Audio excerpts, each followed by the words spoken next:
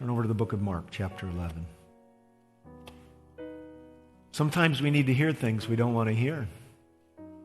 Sometimes people are motivated. Sometimes the divine hand is on someone. Sometimes it's restraint that is the action, and sometimes it's the action that's the action. In the book of Mark, chapter 11, we find a very interesting narrative about Jesus who's being questioned in regard to his authority. Things haven't turned out quite like they thought. Jesus and his name were not to be spoken by anyone in the society, the polite society or the civil society of Israel. They'd be put out of the church. Jesus was to be turned in if anybody found him. How is it that on a Sunday evening, Jesus could come riding into the city like a conqueror when the institution called him a criminal? This is an amazing thing. God turns the whole narrative upside down for a few moments. And Jesus cleanses the temple. John chapter 2 tells us Jesus cleansed the temple in the beginning of his ministry. The synoptics tell us, Matthew, Mark, and Luke, they tell us that Jesus cleansed it in the end. Neither time was it appreciated. Both times was it noted that they had taken a place of prayer and desecrated it, made it into worse than a banking society, made it into a den of robbers. By the way, John the Baptist, as recorded in the Gospel of John, will tell us that no man can have anything except God gives it to him. Jesus and John both possessed moral authority. They had no institutional standing whatsoever, but they possessed the very essence and presence of truth, gracious and just. Now, a day or two later, Jesus is sitting in the temple in Luke 15. He will die before the week is over. There's not a lot left to say, but there's still a problem. Verse 15. Then they entered into Jerusalem, and he entered the temple, and he began to drive out those who were buying and selling. And he overturned the tables of the money changers and the seats of those who were selling doves. Verse 16 has a very interesting detail nobody else seems to have, and he would not permit anyone to carry merchandise through the temple. There was something sacred about the precincts, and they had been scandalized. Verse 17, he began to teach and to say to them, "Is it not written, my house shall be called a house of prayer for all the nations? But you've made it a den of robbers." The chief priests and the scribes heard this. Now, I really would hope that in verse 18 you would circle and underline and highlight and make a few notes, because if there was a verse written for the 21st century and the 22nd year of that 21st century, it is this one. Verse 18. The chief priests and the scribes heard this, and they began seeking how to destroy him. Those are ugly, ugly words.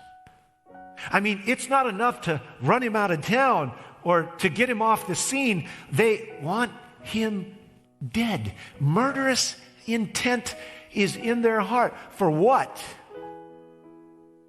For peeling back the layers of darkness. The second thing it says is that they were afraid of him. Jesus? Why would you be afraid of Jesus? Jesus, the friend of sinners. Jesus, the one who won't quench a smoldering reed. Jesus, the one the children love to be with. Why would you be afraid of Jesus except this one thing? Darkness hates light, and darkness runs from light. There was a fear woven into the fabric of their being, for they had woven the fabric of religion around that which was dark and evil. And they were afraid of what Jesus would say or do. And then there was the practical implication of the rest of the verse, for the whole crowd was astonished at his teaching. You see, we're living in an age where truth has fallen in the streets. We're living in an age where hate and fear and pragmatism mark administration.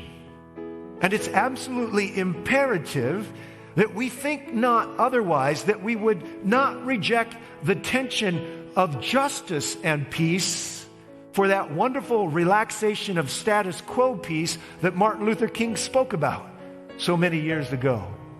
This controversial Christ has upset the apple cart. He has turned over the tables, and he's articulating truth. But they left the city. Verse 27. The next day they come again to Jerusalem. And as he was walking in the temple, the chief priests and the scribes and the elders come to him. And they began to say to him, by what authority are you doing these things? Or who gave you this authority to do these things? Now, you have Jesus, the itinerant preacher, against a group, you might say a little mob of ill-intended, untruthful leaders of the institution. And they would like to arraign Jesus before the bar of his powerlessness. They would like to remind him that they hold the levers that control the precincts of the temple, at least most of the time. Who gave you this authority? Jesus said to them, I'll ask you one question, and you answer me. And then I'll tell you by what authority I do these things. Was the baptism of John from heaven or from men? Tell me. I want you to watch them going into a little huddle like they're in a game. Only the goal of this game is the destruction of Jesus. I'll ask you this question. The baptism of John, heaven or men? Made up by man, by these duped masses, or anointed from above? They began to reason amongst themselves, saying, if we say from heaven, then he'll say, then why didn't you believe him? But if we say from men, well, Mark doesn't even record the rest of their sentiment. He just comments that they were afraid of the people. For everyone considered John to have been a real prophet.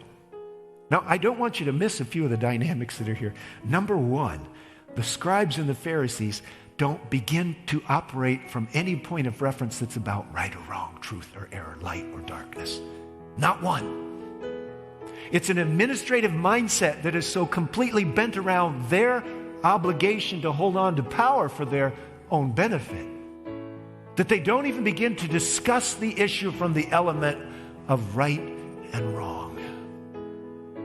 The other thing I want you to see about this is that institutions have so much inertia, so much blessed and good inertia, that even though the commentary of Mark suggests that everybody knew John was ordained of God, the institution could exist, albeit in privilege and a bit of separation from the masses, contrary thinking.